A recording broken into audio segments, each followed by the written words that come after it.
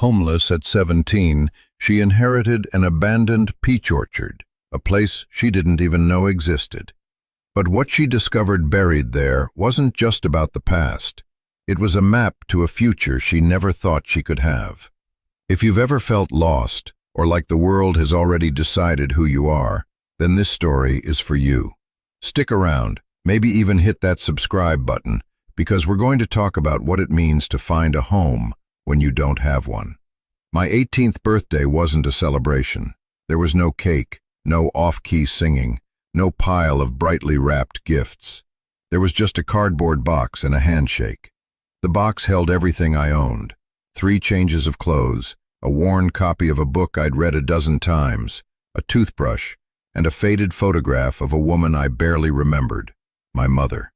The handshake was from Mr. Henderson, the director of the Northgate Youth Residence, the last in a long line of group homes that had been my life since I was 6. "Well, Maya," he said, his voice carrying the practiced, weary kindness of a man who had watched countless kids age out of the system. "You're an adult now. The world is yours." He didn't smile when he said it. It wasn't a promise, it was a warning. The world was mine, all right. All the concrete, all the cold, all the indifference. I had $72 in my pocket, saved from my dishwashing job, and a piece of paper with the address of a women's shelter on the other side of the city. For 2 years, I had been dreading this day. 2 years of watching the older girls pack their own pathetic little boxes. 2 years of hearing the door click shut behind them, the sound of a life being jettisoned into an unforgiving orbit. Some of them came back a few weeks later, their brief taste of freedom having soured into desperation, begging for a couch for just one night. Most just disappeared. I stood on the cracked pavement in front of Northgate, the February wind biting at my cheeks. The sky was the color of dishwater. The building behind me was just another anonymous brick box. But it had been the only home I'd known. A place with rules and curfews and bland, starchy food. A place of shared secrets whispered in the dark and the quiet, desperate hope that someone, somewhere, was coming for you. No one ever came for me. My mother died when I was 6. I had no memory of my father. My only other relative was a grandmother I'd never met, a woman my mother had been estranged from. The social workers had tried to find her once, years ago, but the trail went cold. I was a ward of the state, a file in a cabinet, a line item in a budget. I pulled the thin collar of my jacket tighter and started walking, the box digging into my hip. I didn't know where I was going, not really. The shelter was just a destination, a temporary stop. My plan, if you could call it that, was to find a new dishwashing job, save enough for a security deposit on a room somewhere, and just survive. It wasn't a dream, it was a calculation, a grim accounting of what it would take not to die on the street. I walked for 10 blocks, the sounds of the city a low, constant roar. Then my phone buzzed in my pocket. It was a cheap, prepaid brick I'd bought myself, the screen already spiderwebbed with cracks. An unknown number. I almost ignored it. Probably a wrong number, or worse, a scam. But something made me stop and answer. "Hello?" My voice was hoarse. "Am I speaking with Maya Lane?" The voice on the other end was male, professional, and dry as dust. "Yes, who is this?" "My name is Arthur Davies. I'm an attorney. I've been trying to reach you. I'm the executor of your grandmother's estate." I froze in the middle of the sidewalk, a river of people flowing around me. The noise of the city seemed to fade away. "My grandmother? I don't have a grandmother." Her name was Eleanor Vance. She passed away 3 months ago. I'm afraid it took some time to locate you. The state's records aren't exactly a model of efficiency." He said it with a sigh, as if my entire life of institutional shuffling was a minor clerical inconvenience for him. "I'm sorry," I said, the words automatic. I wasn't sorry. How could I be sorry for the death of a stranger? "I don't understand. What estate?" "She left you something, Ms. Lane. Her property. It's not a straightforward inheritance, I'm afraid. There are some complications. Could you come to my office? We need to discuss this in person." My mind was a blank. Property. Inheritance. These were words from another world. Words for people with families and histories and lives that made sense. They weren't words for me. "Where are you?" I asked. He gave me an address downtown in a tall glass building that scraped the dirty sky. It was a place I'd only ever walked past, a place for people in suits who didn't carry their lives in a cardboard box. "I can be there in an hour," I said, my heart starting to pound a slow, heavy rhythm against my ribs. "Very good," he said, and hung up. I stood there for a long time, the cold seeping into my bones. "The world is yours," Mr. Henderson had said. Maybe, just maybe, he was right. I found a public restroom, washed my face with cold water, and tried to make myself look presentable. I tucked my hair behind my ears and straightened my jacket. I felt like an imposter, a stray dog trying to pass for a purebred. I hid my box behind a dumpster in an alley, praying it would still be there when I got back. Then I took the bus downtown. Arthur Davies' office was on the 27th floor. The elevator ride was silent and smooth, my ears popping as the city shrank below. The reception area was all chrome and leather and hushed quiet. A woman with perfect hair and a surgically attached smile looked up from her computer, her eyes flicking over my worn jeans and frayed jacket. Her smile tightened. "Can I help you?" "I'm here to see Mr. Davies. My name is Maya Lane." Her expression didn't change, but I saw a flicker of something in her eyes. Surprise? Pity? She pressed a button on her phone. "Mr. Davies, Maya Lane is here to see you." A moment later, a door opened, and a man in a slightly rumpled suit appeared. He was older, maybe 60, with thinning gray hair and tired eyes behind thick glasses. This was Arthur Davies. "Ms. Lane, thank you for coming," he said, extending a hand. His handshake was as dry as his voice. He led me into his office. It was smaller than I expected, cluttered with stacks of paper and thick legal books. A single window looked out over the gray expanse of the city. The air smelled of old paper and stale coffee. He gestured to a worn leather chair opposite his desk. I sat down, my hands clasped in my lap to keep them from shaking. "Coffee? Water?" he asked. "No, thank you." He sat down and folded his hands on the desk, regarding me for a long moment. It wasn't a kind look or an unkind one. It was the look of a man assessing a problem. "As I said on the phone, your grandmother, Eleanor Vance, passed away. I was her attorney for the last few years of her life. She named you as her sole heir." He slid a thick manila folder across the desk. My name was written on the tab in neat black ink. "She left you her property, a little over 40 acres in Redding County. It's about a 3-hour bus ride from here." 40 acres. The number was meaningless. I couldn't picture it. The biggest space I'd ever known was the concrete yard at Northgate. "What kind of property?" I asked. "It was a peach orchard once," he said. "I believe it's been fallow for some time.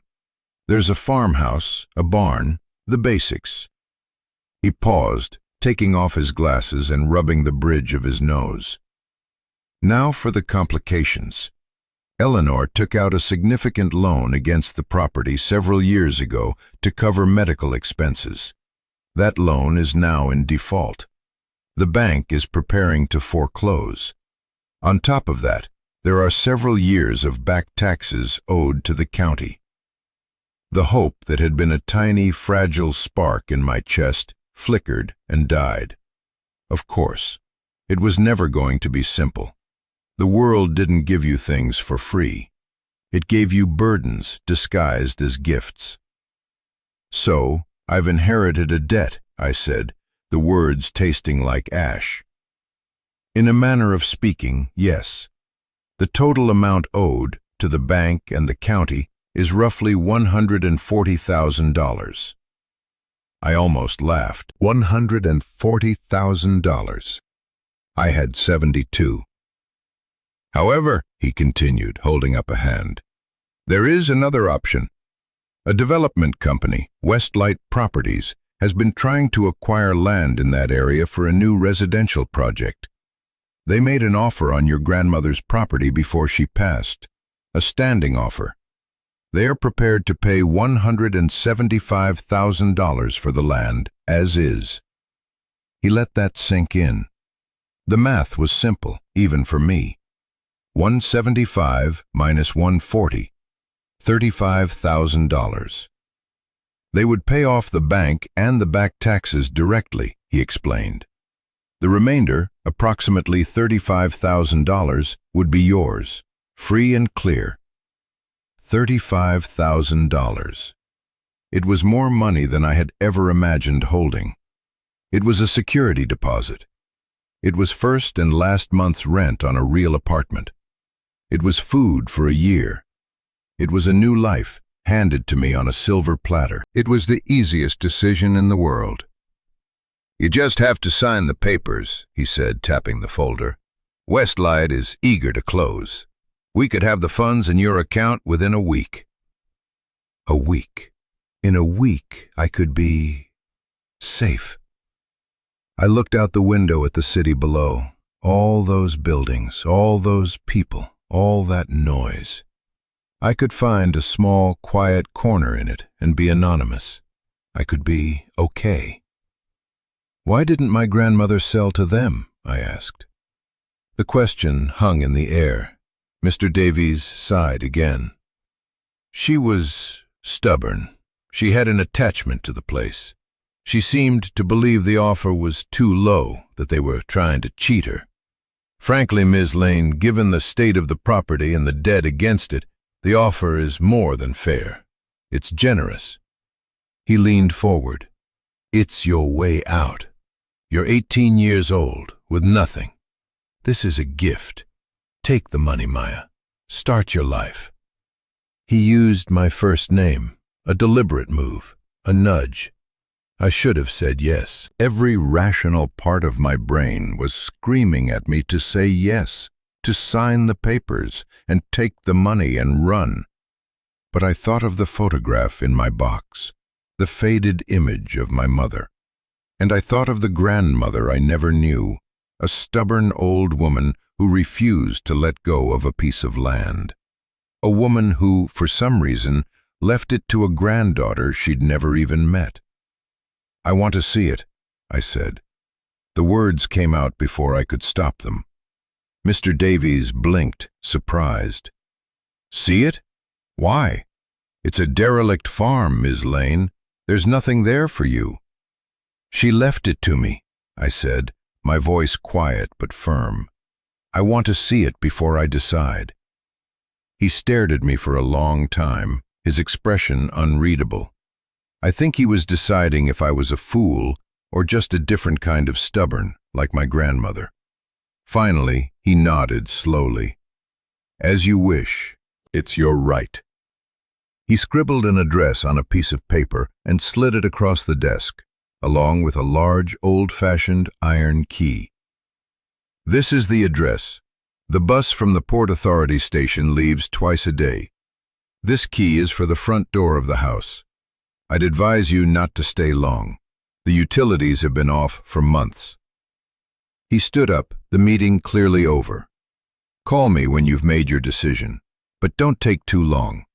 The bank won't wait forever, and Westlight's offer won't be on the table indefinitely." I took the key and the piece of paper. The key was heavy in my hand, cold and real. It felt ancient. I walked out of the office, past the smiling receptionist, and back into the silent elevator.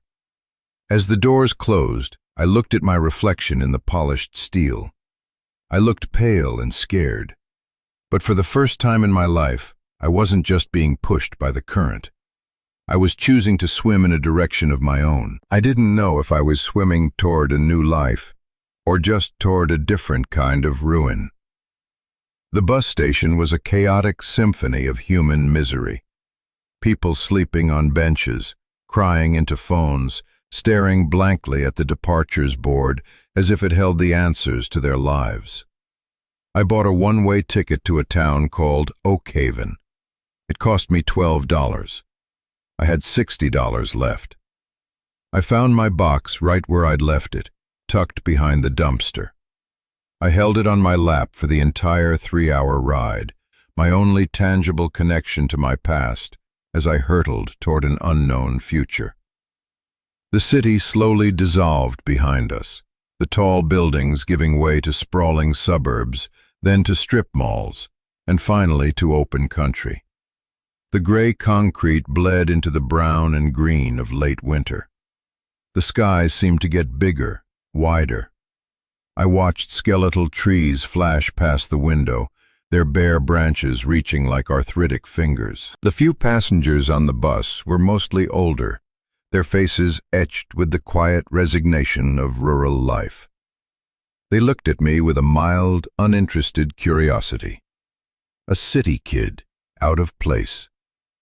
I felt their eyes on my worn jacket, my nervous energy. I pressed my forehead against the cool glass of the window. For 18 years, my world had been a series of rooms. Bedrooms with 3 other girls, cafeterias, classrooms, a social worker's office, a juvenile court. Always walls, always boundaries defined by someone else. Now the world outside my window was vast and empty and terrifying. I didn't belong to the city I'd just left, and I certainly didn't belong here. I was an alien, dropped into a foreign landscape. I clutched the iron key in my pocket. It was the only thing that felt real. A key to a house, my house. A ridiculous thought. It wasn't a house, it was a liability. It wasn't a home, it was a problem to be solved, a decision to be made. Sell. The word echoed in my mind. Take the money, start over, be smart. It was the logical choice, the only choice. So why was I on this bus? Why was I spending my precious few dollars to go see a place that everyone agreed was worthless? Because it was mine. Because in a life where I had never owned anything, never been given anything that wasn't a hand-me-down or a state-issued necessity, this one broken thing belonged to me. A stubborn old woman I'd never met had reached across time and death and abandonment to hand me a key. I had to know why. The bus wheezed to a stop in what looked like the middle of nowhere. Oakhaven, the driver grunted without turning around. I was the only one who got off. The town, if you could call it that, was a crossroads. A gas station with a small convenience store, a post office, and a diner with a faded sign that read, "Eat." That was it.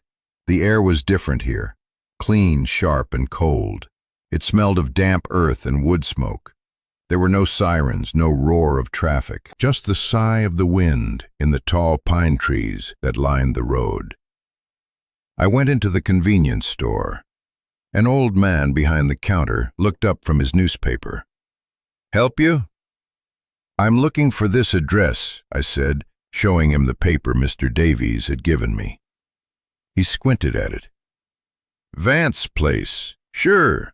About 2 miles down that road," he said, pointing west. "You family?" "Granddaughter," I said. The word felt strange on my tongue. He nodded slowly. "Sorry about Eleanor. She was a good woman, stubborn as a mule, but good." "You knew her?" "Everyone knows everyone out here. You need a ride? It's a long walk." "I can walk," I said. I needed the time. I needed to delay the moment of arrival, the moment of truth. I bought a bottle of water and a bag of peanuts. Lunch. Then I started walking.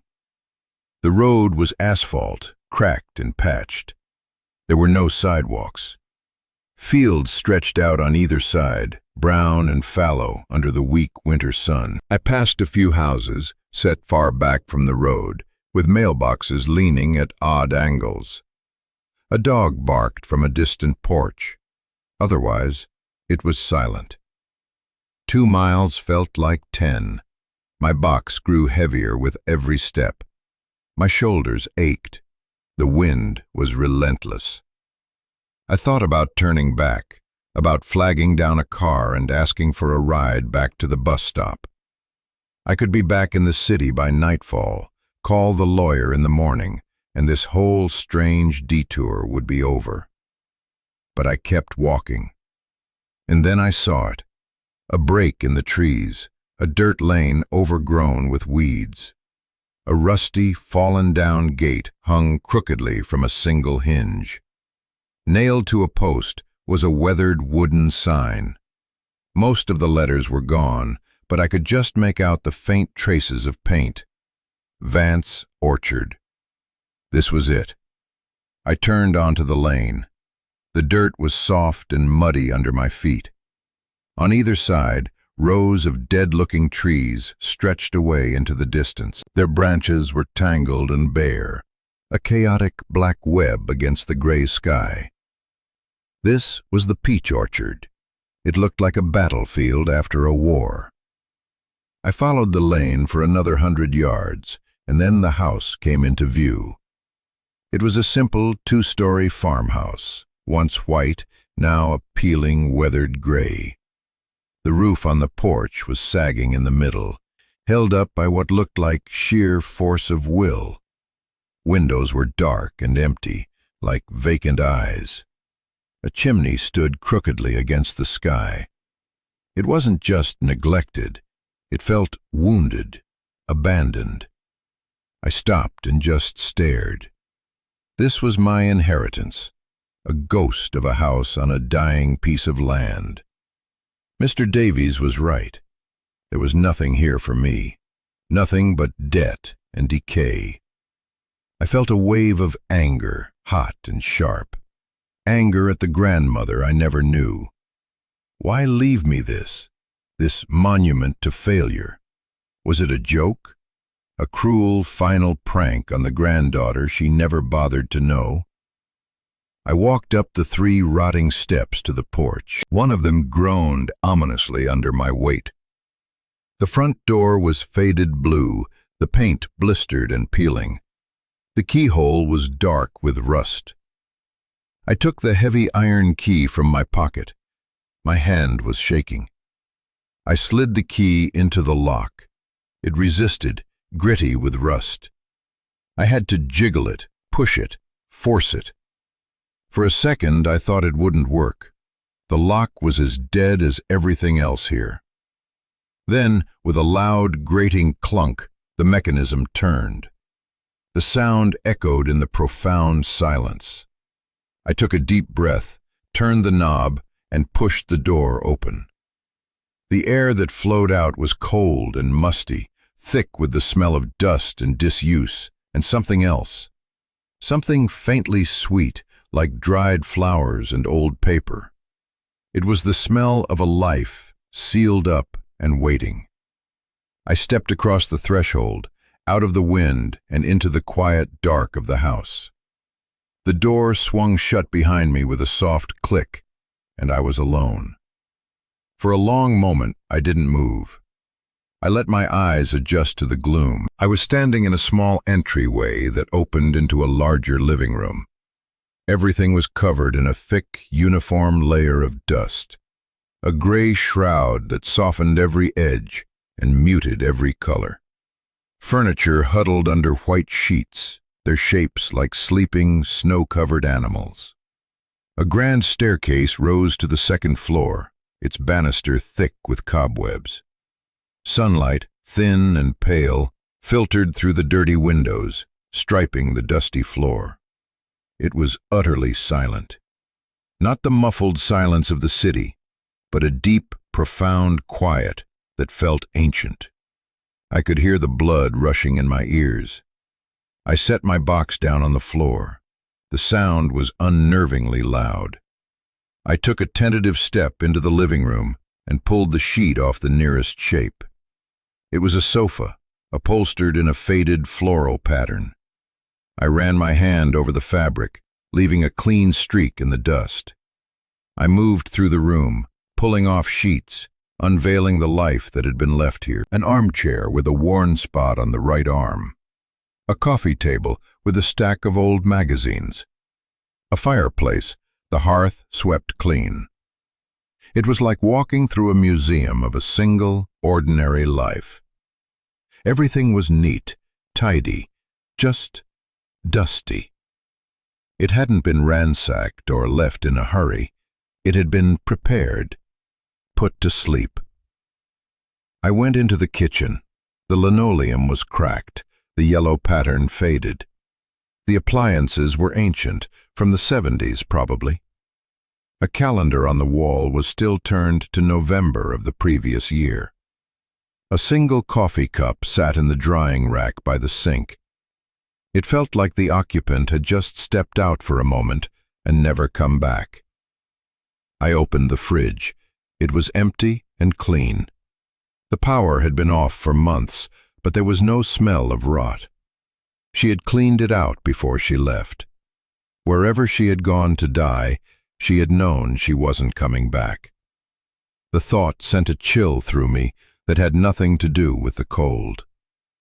This wasn't the act of a person giving up. This was orderly, deliberate. I went back to the living room and saw it. On the mantelpiece above the fireplace, propped up against a dusty vase, was a single, thick envelope. My name was written on it in a shaky, elegant script. Maya. Not Maya Lane, just Maya. My heart hammered against my ribs. I walked over, my feet silent on the dusty floorboards. I picked up the envelope. It was heavy, sealed with wax. I broke the seal with my thumb and pulled out a thick sheaf of folded papers. It was a letter. The handwriting was the same as on the envelope, the lines wavering slightly but still graceful. I sat down on the edge of the dusty sofa and began to read. "My dearest Maya," it began. "If you are reading this, then it means two things. First, it means I am gone. Do not be sad for me.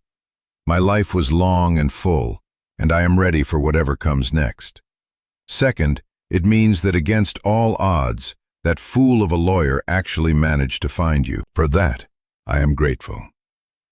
A small, dry smile touched my lips. I could almost hear her voice, a bit like the lawyer's description. Stubborn. "I know you must have 1,000 questions. Why did I never contact you? Why did I leave you this broken-down old place? Why am I writing you a letter instead of having told you all this in person? The answers are long and complicated, like most things in life. But I will try to explain. Your mother, my beautiful wild lily, broke my heart. She ran away from this place, from me, when she was 17. She wanted the city, the lights, the noise. She wanted everything this quiet life was not. I begged her to stay. We fought. Horrible things were said. She left, and for years I didn't hear from her. I was proud and hurt, and I let her go. It is the greatest regret of my life. By the time I swallowed my pride and went looking for her, it was too late. I found out she had passed away, and that she had a daughter. You. The state had already taken you, Maya. I tried to get you. I swear to you I tried. I filed papers, I went to court. But I was an old woman with no income, living on a failing farm. And your mother had written a letter, a bitter, angry letter, saying she never wanted me to have anything to do with her child. They called me unfit. They said you were better off in their care. They closed the door in my face. It was the second greatest regret of my life. I had to stop reading. My eyes were burning. I looked up at the dusty room, at the pale light. All my life I had believed I was completely alone, an orphan with no one. But all that time there was a woman, a grandmother, fighting for me. A woman who had lost. I took a shaky breath and continued reading. So I came back here, to this land, and I made a promise. I couldn't give you a childhood. I couldn't be there to bandage your knees or read you bedtime stories. The world had taken that from both of us. But I could give you one thing, a place to stand, a piece of the earth that belonged to you. I bought this orchard with the last of my money after your grandfather passed. It was my dream, a place of our own. When your mother left, I let it go. But after they took you, I started working it again. I poured every bit of my energy, my anger, my love into this soil. I wanted to build something for you, a legacy, a safe harbor for you to come to when you were finally free, a home. But life has a cruel sense of humor. The trees got sick, my body got old, the bills piled up. Then the developers came sniffing around, those vultures from Westlight Properties. They want this land. They want to tear down this house and pave over these trees and build their soulless little boxes. They offered me money, not enough to live on, but enough to die on. I told them to go to hell. I read that line again. I told them to go to hell. I could feel the iron in those words. I know that lawyer, Mr. Davies, is going to tell you to sell. He's a practical man. He doesn't understand. He'll tell you to take the money and run. And maybe that is the smart thing to do. Maybe that is what's best for you. $35,000 is a lot of money when you have nothing. It could be your start. I will not blame you if you take it. You owe me nothing. You owe this place nothing. But I want you to know what this place is. It is not a debt. It is not a ruin. It is a promise I tried to keep. It is the only thing I had to give you. Before you decide, I want you to really see it, not with the lawyer's eyes, but with your own. Walk the land, breathe the air, feel the quiet. This place has a heart, Maya. It's just sleeping. Whatever you choose, know this. You were never forgotten. You were always loved. Your grandmother, Eleanor. I folded the letter, my fingers trembling. The paper was soft, worn from being folded and unfolded. I looked around the room again. It was different now. It wasn't just a dusty, abandoned house. It was a testament, a shrine. The anger I had felt was gone, replaced by a wave of grief so profound it buckled me. I put my head in my hands, and I cried. I cried for the baby who was taken from her mother's deathbed. I cried for the little girl who waited by the window for someone who was never coming. I cried for the teenager who learned to be tough because she had no one to be soft for. And I cried for the stubborn old woman who fought for me and lost, who poured her love into the dirt because she had nowhere else to put it. I cried until I was empty. When I finally lifted my head, the light in the room had faded. The sun was setting. The house was growing colder. I was exhausted, emotionally and physically. I had $60, a bottle of water, and a bag of peanuts. I had nowhere else to go. I found the stairs and went up. There were 2 bedrooms. One was clearly a guest room, with a simple bed and an empty dresser. The other was hers. The bed was neatly made, a handmade quilt folded at the foot. On the nightstand was a pair of reading glasses and a book, its page marked with a ribbon. There was a photo on the dresser, a young woman with a wild smile and bright, defiant eyes, her arm around an older woman with a kind, tired face. My mother and my grandmother, Lily and Eleanor. I picked it up, my fingers tracing their faces. They looked happy. It must have been taken before the fight, before everything fell apart. I felt a pang of connection so sharp it was like a physical blow. This was my family. This was my blood. I was not just a file in a cabinet. I was the daughter of Lily, the granddaughter of Eleanor. I belonged to these women. I belonged to this story. I lay down on the bed, on top of the quilt, still in my jacket. The exhaustion was absolute. The choice was still there, waiting for me. Sell or stay. The easy money or the impossible dream. $35,000. The number was a siren song. It promised warmth and food and safety. It promised an escape from this cold, silent house and its ghosts. All I had to do was make a phone call. I should have been thinking about that, but as I drifted off to sleep in the deep, profound quiet of my grandmother's house, all I could think about was the line from her letter. "This place has a heart, Maya. It's just sleeping. What does it take to wake up a heart?" The next morning, I woke up stiff and cold. For a confused moment, I thought I was back at Northgate, the gray morning light filtering into the dorm. Then I remembered. The dusty room, the quilt, the photograph, the letter. I was in my grandmother's house. I was in my house. My stomach rumbled. The peanuts and water from yesterday weren't going to cut it. The practical part of my brain, the part that had kept me alive for 18 years, took over. I needed a plan. I had $60. The town was 2 miles away. The first order of business was supplies. I put the letter and the photograph in my jacket pocket, went downstairs, and stepped out onto the porch. The morning air was crisp and cold, but the sky was a brilliant, cloudless blue. The world looked different than it had yesterday. The tangled branches of the peach trees didn't look dead anymore. They just looked dormant, waiting. I walked the 2 miles back to the crossroads.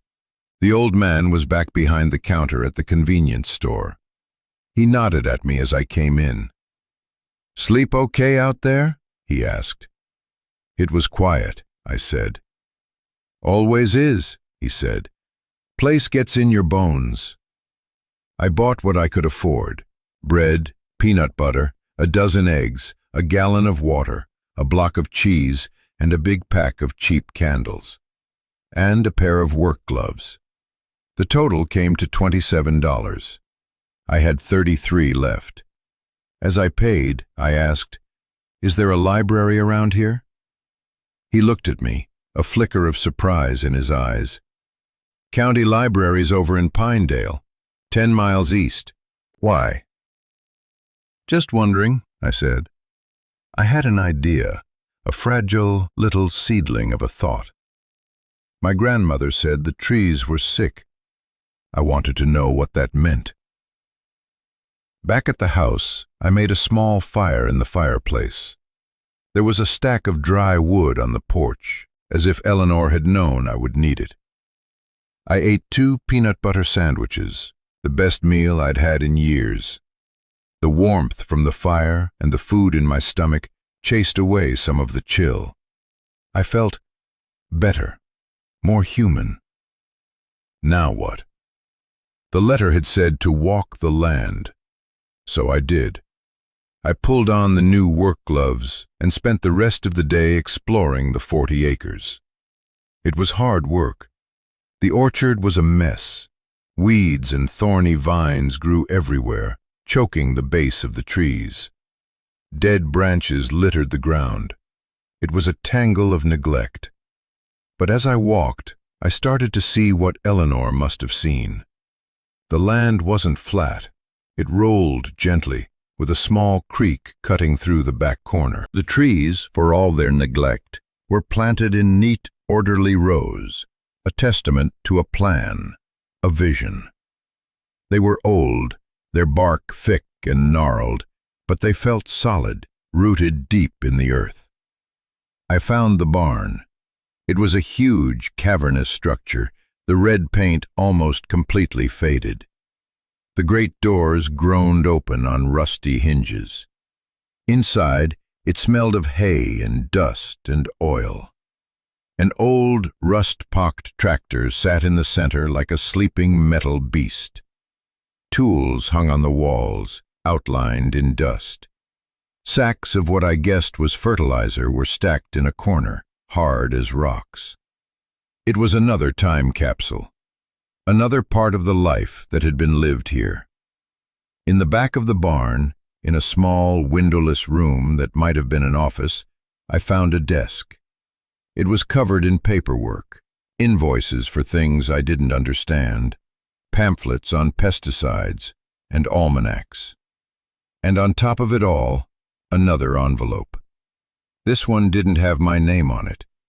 It was addressed to Mr. Arthur Davies, attorney at law. It was sealed, but not stamped. It had never been mailed. My hands trembled as I picked it up. This was meant for the lawyer. It was privileged. It was private. I shouldn't open it. I told myself that for a full minute. Then I opened it. Inside were two things, another letter, and a thick stack of documents held together with a binder clip. I read the letter first. "Arthur," it began, the handwriting the same as before. "If you are reading this, it is because my granddaughter has chosen not to sell. I hope she has, but I know the odds are against it. The lure of that money will be strong for a child who has had nothing. But if she has found the courage to stay, she is going to need your help. And she is going to need the truth. Westlight Properties is not just a development company. They are predators. Their offer is not generous. It is insulting. They know exactly what this land is worth, and they are trying to steal it. Not just from me, but from all my neighbors. They have been systematically buying up properties in this valley for years, using lowball offers, intimidation, and exploiting people's debts and hardships. Enclosed, you will find my research. It's not much, just a start. Copies of deeds, tax assessments, public records. Look at the prices they've paid. Look at the pattern. They are assembling a massive parcel for a luxury development they are calling Orchard Estates. The projected value of that development is in the tens of millions. They offered me $175,000 for a key parcel, knowing it was mortgaged to the hilt. It's not business, Arthur. It's theft. I was trying to organize the remaining landowners, to fight them, but my time ran out. If Maya stays, she is walking into this fight. She cannot do it alone. She will need a lawyer, a real one, not just an executor. She will need you to be on her side. I know you are a practical man, but I also know you are a decent one. Don't let them do this to her. Don't let them win. Eleanor. I dropped the letter onto the desk. My blood was roaring in my ears. It all clicked into place. The lawyer's gentle pressure to sell. His dismissal of my grandmother's stubbornness. He wasn't on my side. He was on the side of the easy solution, the profitable one. I looked at the stack of documents. I didn't understand most of them, but I understood the maps my grandmother had included. She had circled all the properties Westlight had bought, marking the purchase price. Then she had circled her own land, right in the middle. My 40 acres weren't just another parcel. They were the linchpin, the one piece they needed to connect their holdings. Without it, their massive development was fractured. My land wasn't just valuable, it was crucial, and they were trying to steal it for pennies on the dollar. The anger came back, but this time it was cold and clear. It was a righteous fury. This wasn't just about a broken-down farm anymore. It was about justice. It was about my grandmother's last fight. And now it was my fight. But then a cold wave of fear washed over me. Who was I to fight a massive corporation? I was an 18-year-old girl with $33 and a box of clothes. They had teams of lawyers, millions of dollars. I had a dead woman's research and a lawyer who thought I should surrender. It was impossible. Hopeless. I sank down onto a dusty crate, my head in my hands. The weight of it all was crushing. The choice was no longer just about me. It was about legacy, about community, about right and wrong. And I was not equipped for it. I was a scared kid. I was in way over my head. This is the moment, isn't it? The one where you're standing at a crossroads and you just know, that the path you choose will define the rest of your life. Have you ever had a moment like that, where the easy road is right there, paved and well lit, promising safety and comfort? And then there's the other path, overgrown, dark, and full of uncertainty. But it's the one your heart tells you is right. It's terrifying. And I think a lot of us, we take the easy road. I almost did. But if you've stuck with this story this far, maybe it's because a part of you knows what it's like to face that choice. If this is hitting you, if you've ever had to choose between what's easy and what's right, let me know in the comments. I read them all. Because these are the stories that connect us. For a long time, I just sat there in the barn, the cold seeping into my bones. The sun was starting to set again, painting the dusty air in stripes of orange and gold. I felt so small, so powerless. I thought about the $35,000. I could still take it. I could call Mr. Davies, tell him I'd changed my mind. I could walk away from this fight, from this land, from Eleanor's legacy. No one would blame me. It would be the sensible thing to do. But then I thought about her letter. Don't let them win. I thought about the photo of her and my mother, their smiles so full of life. I thought about the 18 years I had spent being pushed around by systems I couldn't control. The state, the group homes, the courts. I had always been powerless, a passenger in my own life. This was the first time I had ever been given a choice, a real choice. And the choice was this. I could take a payoff and let the powerful people win, just like they always did. Or I could stand my ground. I could be as stubborn as my grandmother. I could fight, even if I lost. I stood up. My legs were shaky, but my mind was clear. I knew what I had to do. Underneath the desk, my foot hit something solid, not the dirt floor. I knelt down and brushed away the dust and grime. It was a loose floorboard. My heart skipped a beat. Of course. Eleanor was nothing if not thorough. I used the claw end of a hammer I found on the wall to pry it up.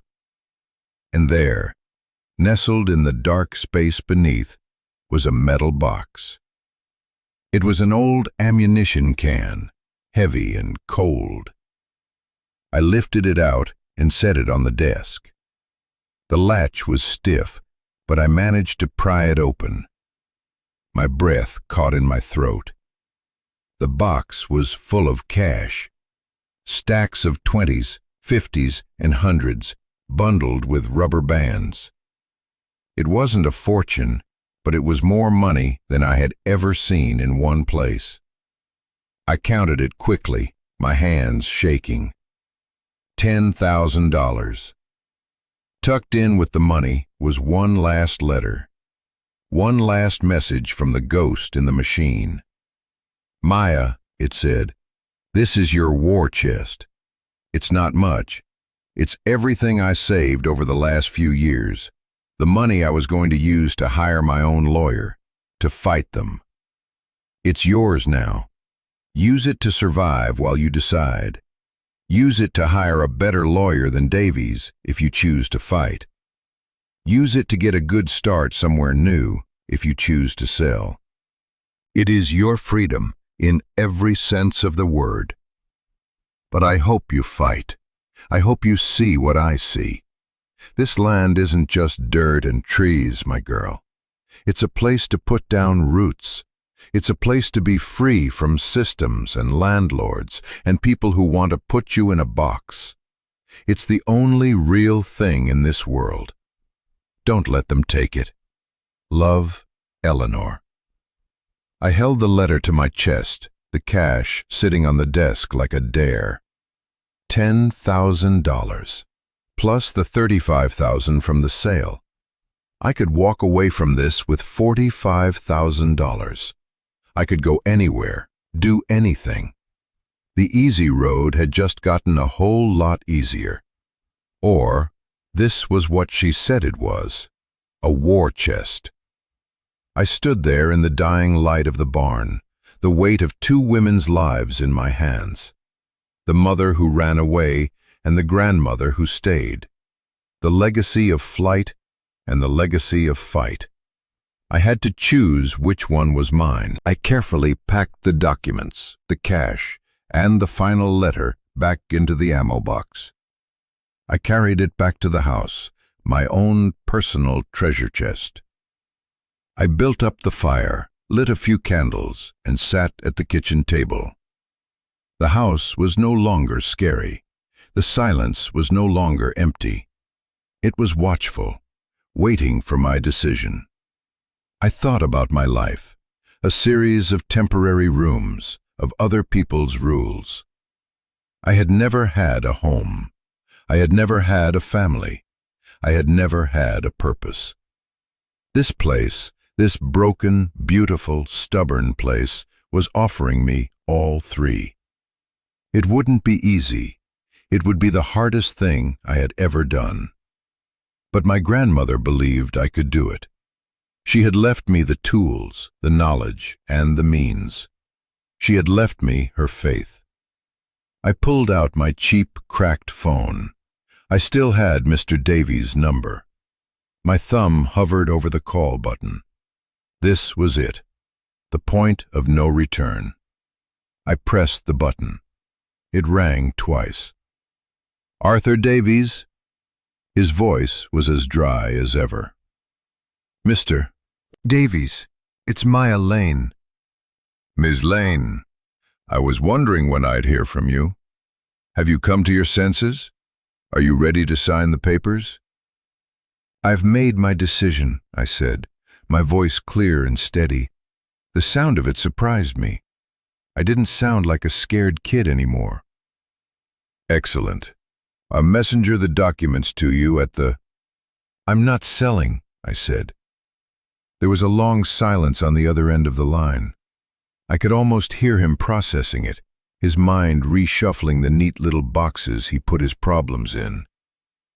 "I'm sorry," he said, as if he'd misheard. "I'm not selling the property to Westlight," I repeated. "I'm keeping it." "Ms. Lane, Maya, be reasonable. You can't possibly. The debt, the taxes. You have no money, no resources. The bank will foreclose. You'll lose the property and walk away with nothing. Nothing. Are you understanding me?" "I understand perfectly," I said, my eyes falling on the ammo box sitting on the table. "I have resources you're not aware of, and I have my grandmother's research on Westlight properties. I know what they're doing, and I'm going to fight them." Another silence, this one longer, heavier. I could picture him in his office, looking out at the city, my file open on his desk. The problem had just refused to be solved. "You're making a terrible mistake," he said, his voice flat. "No," I said, a slow smile spreading across my face. "For the first time in my life, I think I'm making a choice. My grandmother's letter said you were a decent man, Mr. Davies. She asked you to help me. So are you going to help me? Or are you going to work for them?" It was a gamble, a huge one.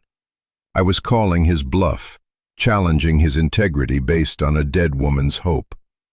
He was silent for what felt like an eternity. I heard him let out a long, slow breath.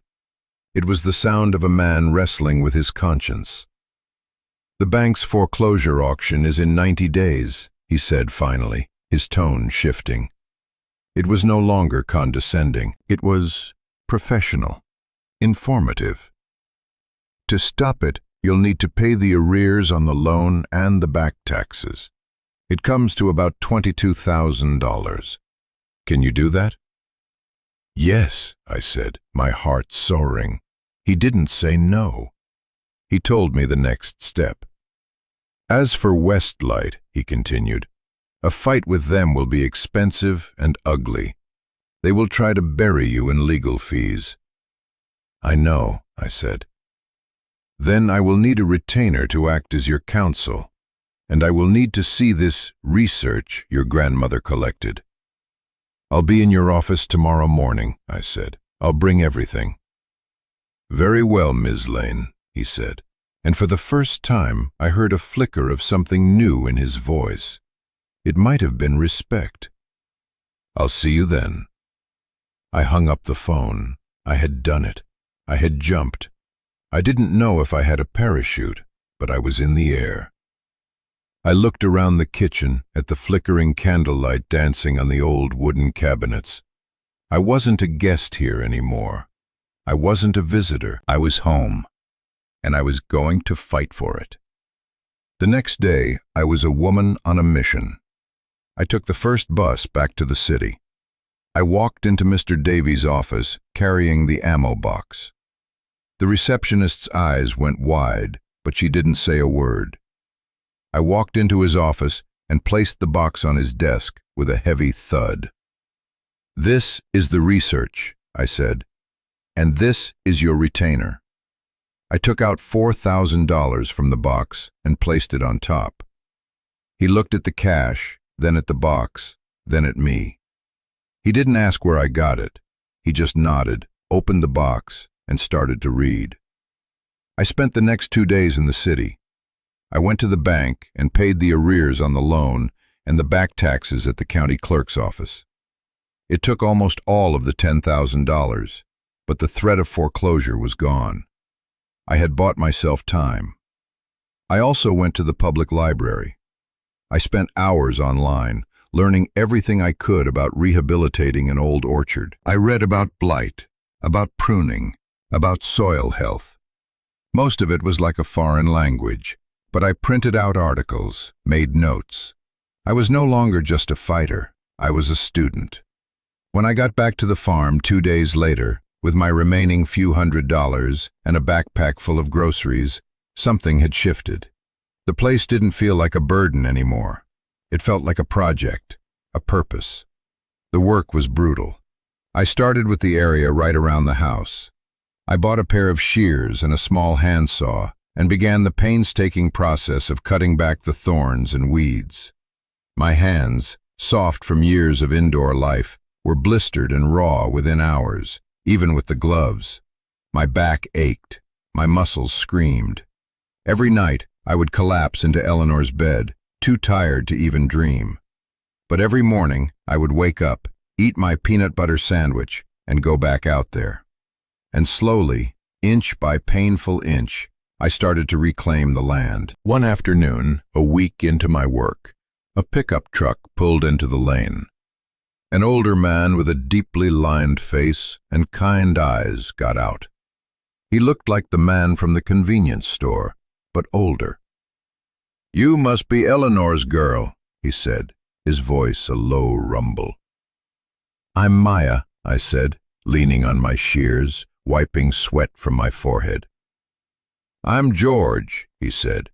"Lived on the next farm over for 50 years. I saw the smoke from your chimney. Figured I'd come see who was here." We stood in silence for a moment, him looking at the small patch of cleared ground around me, then at the vast wilderness of the rest of the orchard. "Your grandmother was a hell of a woman," he said. "She tried to get us all to stand up to that Westlight Company. Some of us were too scared, too in debt. We sold. I always regretted it." "She didn't give up," I said quietly. "No, she did not," he said with a sad smile. He looked at the shears in my hand. "That's a big job for a little tool." The next morning, I woke up to the sound of an engine. George was back, and he had brought his tractor, the one with a brush hog attachment. "Figured you could use a hand," he said, and he didn't wait for an answer. He spent the entire day driving his tractor up and down the rows, shredding the years of overgrowth. What would have taken me months, he did in 8 hours. When he was done, the ground was clear. The trees stood free, their full, gnarled forms visible for the first time. You could see the orchard again. That night, he and his wife Martha brought over a hot casserole. It was the first real home-cooked meal I'd had in a decade. I almost cried. We sat at my kitchen table, and they told me stories about Eleanor, about her stubbornness, her kindness, her love for this land. I wasn't just fighting for a principle anymore. I was fighting for a person I was finally getting to know. The legal battle was slow and grinding. Mr. Davies, true to his word, became a bulldog. He filed injunctions. He challenged Westlight's permits.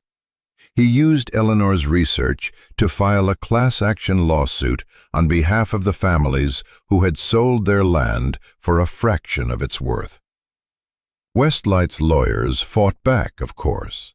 They sent me threatening letters.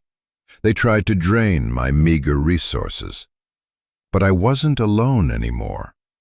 George and Martha told other people in the community about me, about what I was doing.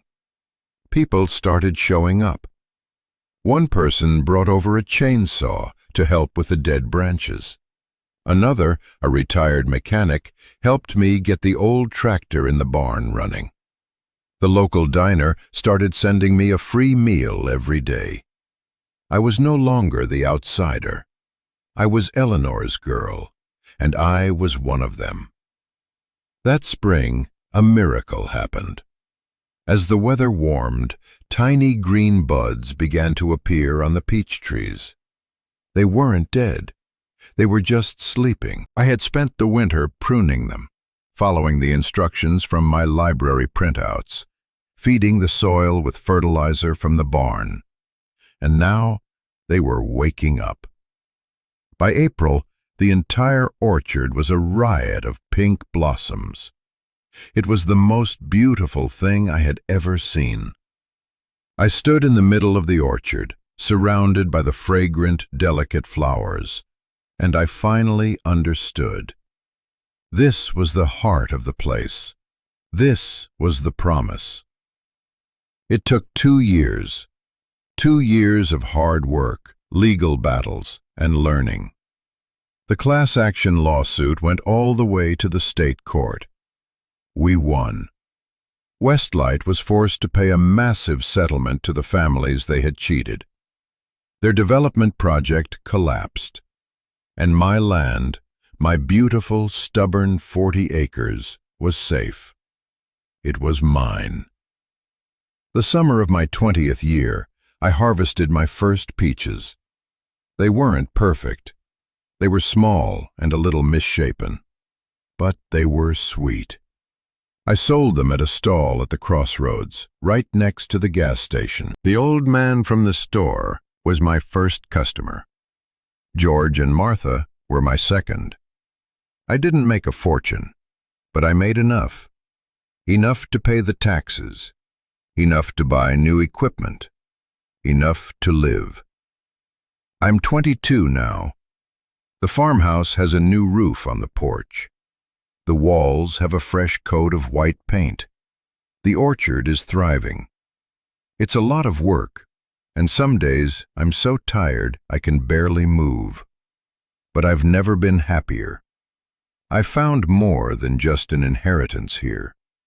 I found a history I never knew I had. I found a community that embraced me. I found a strength in myself I never thought possible. I found a home. Not a building, but a place to belong. A place to put down roots.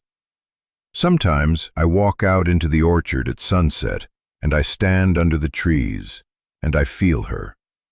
Eleanor. I feel her pride, her love.